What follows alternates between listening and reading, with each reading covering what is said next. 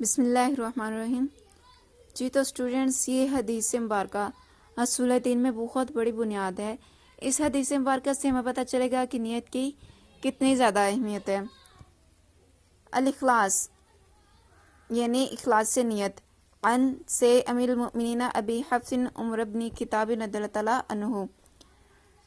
ان یعنی کہ سے روایت ہے، امیر المؤمنین حضرت عمر بن خطاب رضی اللہ تعالیٰ عنہ سے روایت ہے، قالا فرمایا، سمعتو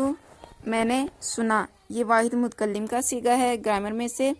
سمعتو میں نے سنا رسول اللہ صلی اللہ علیہ وآلہ وسلم کو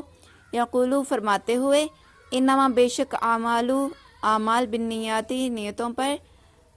یعنی کہ اعمال کا درمدار نیتوں پر ہے، وانما اور بے شک لکل امرئ ہر آدمی کے لیے ماں جو نوا اس نے نیت کی، اعمال کا درمدار نیتوں پر ہے اور ہر آدمی کے لیے وہی ہے جو کہ اس نے نیت کی ہے۔ فمن فا جہاں پہ بھی آ جائے، عربی میں جہاں پہ بھی آ جائے اس کا معنی ہوتا ہے پس۔ فا پس من جس کی کانت ہوئی ہجرت ہو، اس کی ہجرت، یہاں پہ ہو ضمیر ہے جو کہ آدمی کی طرف اشارہ کر رہی ہے۔ ہجرت ہو اس کی ہجرت طرف اللہ، اللہ تعالیٰ کی طرف، و رسول ہی اور اس کے رسول کی طرف۔ یہاں پہ بھی ہی یہ ضمیر ہے جو کہ اللہ تعالیٰ کے رسول کی طرف اشارہ کر رہی ہے، یعنی کہ نبی کریم صلی اللہ علیہ وسلم کی طرف۔ فہجرت ہو پس اس کی ہجرت اللہ، اللہ تعالیٰ کی طرف، و رسول ہی اور اس کے رسول کی طرف، یعنی کہ جس کی نیت ہو کہ وہ اللہ تعالیٰ کی طرف اور اس کے رسول کی طرف ہجرت کرے، پس اس کی ہجرت اللہ تعالیٰ اور اس کے رسول کی طرف ہی ہوئی۔ ومن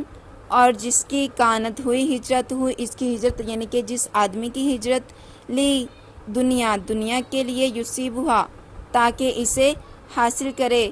او یا امرأتن عورت، ینکحھا اس سے نکاح کرے، فہجرت ہو پس اس کی ہجرت الی طرف ما ہاجر الیہ جس کی ہجرت کی۔ اعمال کا دارومدار نیتوں پر ہے، ہر آدمی کے لیے صرف وہی ہے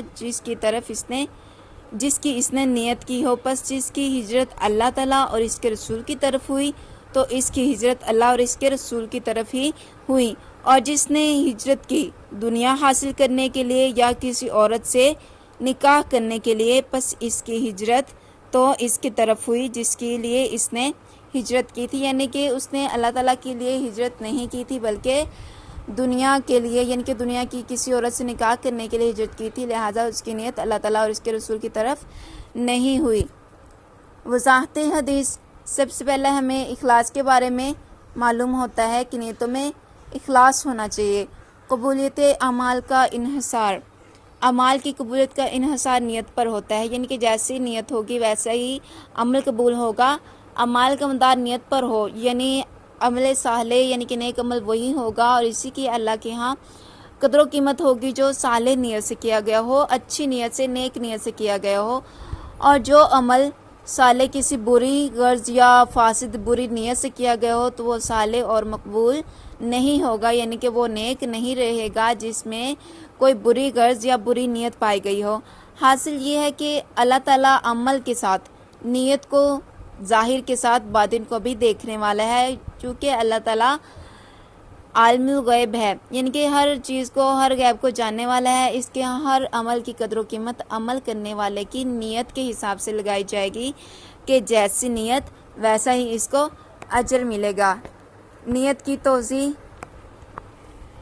کسی کو اس سے یہ غلط فہمی نہ ہو کہ جب دارومدار نیت پر ہے تو اگر برے کام بھی کسی اچھی نیت سے کیے جائیں تو وہ اعمال صالحہ یعنی کہ نیک اعمال ہو جائیں گے، تو ان پر بھی ہمیں اجر و ثواب ملے گا۔ مثلا جیسے کہ ایک شخص دارالکفر سے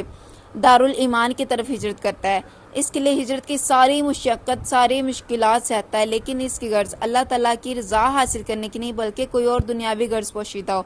مثلا دارالہجرت میں رہنے والی کسی عورت سے نکاح کی خواہش ہو تو اس کی وجہ سے اس نے ہجرت کی، یہ عورت اس کی ہجرت کا سبب بنی، تو ہجرت اسلام نہیں ہوگی، اللہ تعالیٰ کی رضا کے لیے نہیں ہوگی اور اللہ تعالیٰ کے ہاں اس کا کوئی اجر نہیں ہوگا بلکہ یہ الٹا گناہ ہی ہوگا۔ بس یہی اس حدیث کا اصل منشا ہے کہ بڑے سے بڑا امر بھی اگر اخلاص سے خالی ہو تو وہ جہنم میں لے جائے گا۔ خلوص نیت کا یعنی کہ اچھی نیت کا صلہ۔ ایک حدیث میں بھی وارد ہوا ہے کہ قیامت کے دن سب سے پہلے 3 شخصوں کے متعلق عدالت الہیہ سے جہنم کا فیصلہ سنایا جائے گا۔ سب سے پہلے ایسے شخص کی پیشی ہوگی جو جہاد میں شہید ہوا ہوگا۔ وہ جب حاضر عدالت ہوگا تو اللہ تعالیٰ پہلے اس کو اپنی نعمتیں جتائے گا اور یاد دلائے گا، وہ اس کو یاد آ جائیں گی، پھر اسے فرمایا جائے گا بتلا تو نے ان نعمتوں کا کیا حق ادا کیا اور کیا کیا عمل کیے۔ وہ عرض کرے گا خداوند میں نے تیری راہ میں جہاد کیا، تیری رضا طلبی کے لیے، تیری رضا حاصل کرنے کے لیے میں نے اپنی جان تک قربان کر دی۔ حق تعالیٰ فرمائے گا تو جھوٹ بولتا ہے، تو نے صرف اس لیے جہاد کیا تھا کہ تو بہادر اور مشہور ہو جائے، دنیا میں تیرا چرچا ہو جائے۔ پھر اللہ تعالیٰ کے حکم سے اس بندے کو اوندھے منہ جہنم میں ڈال دیا جائے گا۔ تو اسی طرح قرآن مجید میں مخلصوں اور غیر مخلصوں کی مثال بھی ملتی ہے۔ قرآن پاک میں صدقات و خیرات کرنے والے 2 قسم کے آدمیوں کا ذکر کیا گیا ہے۔ ایک وہ لوگ جو دنیا کے دکھاوے کے لیے اپنا مال خرچ کرتے ہیں، اور دوسرے وہ جو اللہ تعالیٰ کی رضا حاصل کرنے کے لیے کی نیت سے غریبوں، مسکینوں، حاجت مندوں کی مدد کرتے ہیں۔ ان دونوں گروہوں کے ظاہری عمل بالکل ایک ہیں، یعنی کہ ان کا ظاہری عمل بالکل ایک جیسا ہے کہ آنکھ ان کے درمیان میں فرق نہیں کر سکتی، لیکن قرآن پاک ہمیں بتاتا ہے چونکہ ان کی نیتیں مختلف ہیں، اس لیے ان دونوں کے عمل کے نتیجے بھی مختلف ہیں۔ ایک کا عمل سراسر برکت ہے، یعنی کہ جو اللہ تعالیٰ کی رضا حاصل کرنے کے لیے اپنا مال خرچ کرتا ہے اس کا عمل سراسر برکت ہے، اور جو دوسرا دنیا کو دکھاوے کے لیے، دنیا اپنے چرچے کے لیے مال خرچ کرتا ہے تو اس کا عمل بالکل تاریکی ہے۔ اور اخروی جزا کے اعتبار سے نیت کی کیا اہمیت ہے؟ اس دنیا میں صرف ظاہر پر تمام فیصلے کیے جاتے ہیں، یعنی کہ جو بھی ظاہر ہو رہا ہوتا ہے، جو نظر آ رہا ہوتا ہے اسی کے مطابق فیصلہ کر دیا جاتا ہے، دلوں کے حال سے کوئی بھی واقف نہیں ہوتا۔ اور آخرت میں نیتوں پر کیے جائیں گے۔ یہ عالم جس میں ہم ہیں، ہم کو جس میں کام کرنے کا موقع دیا گیا ہے، عالم ظاہر ہے اور عالم شہادت ہے، یعنی کہ گواہی کا دور ہے۔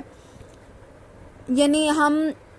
یہاں ہر شخص کا صرف ظاہری چال چلن دیکھ کر ہی اس کے متعلق اچھی یا بری رائے قائم کر سکتے ہیں اور اسی کی بنیاد پر اس کے ساتھ معاملہ کر سکتے ہیں۔ ظاہری اعمال سے پرے ان کی نیتوں، دل کے بھیدوں اور سینوں کے رازوں کے دریافت کرنے سے ہم قاصر ہیں، یعنی کہ ہم ان کے سینوں میں جو کچھ بھی ہے، جو راز پوشیدہ ہیں، ان کی نیت کیا ہے، ہم اسے نہیں جانتے۔ اس لیے فاروق اعظم رضی اللہ تعالیٰ عنہ نے بھی فرمایا، یعنی ہمارا کام ظاہر پر حکم لگا دینا، یعنی کہ جو ہمیں نظر آ رہا ہے اس پر ہم نے حکم لگا دینا ہے، اور مخفی راز اللہ تعالیٰ کے سپرد ہیں۔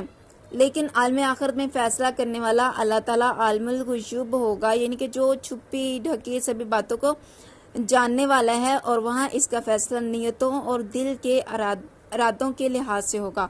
گویا احکام کے بارے میں جس طرح یہاں ظاہری اعمال اصل ہیں اور کسی کی نیت پر یہاں کوئی فیصلہ نہیں کیا جاتا، اسی طرح وہاں معاملہ اس کے برعکس ہوگا، اس کے الٹ ہوگا، اور حق تعالیٰ کا فیصلہ نیتوں پر ہوگا، ظاہری اعمال پر نہیں ہوگا۔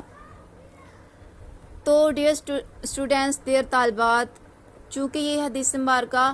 حصول دین میں بہت بڑی بنیاد ہے، لہٰذا آپ نے صرف اسے اپنے پیپرز کے لیے ہی نہیں یاد کرنا، بلکہ یعنی پیپرز تک ہی نہیں محدود رہنا، بلکہ اسے اپنی زندگی میں بھی شامل کرنا ہے۔ ہر حال میں اس حدیث مبارکہ کو مد نظر رکھنا ہے تاکہ ہمیں اچھی نیتوں پر اجر ملے اور ہم اخروی زندگی میں سرخرو ہو جائیں۔ اللہ حافظ۔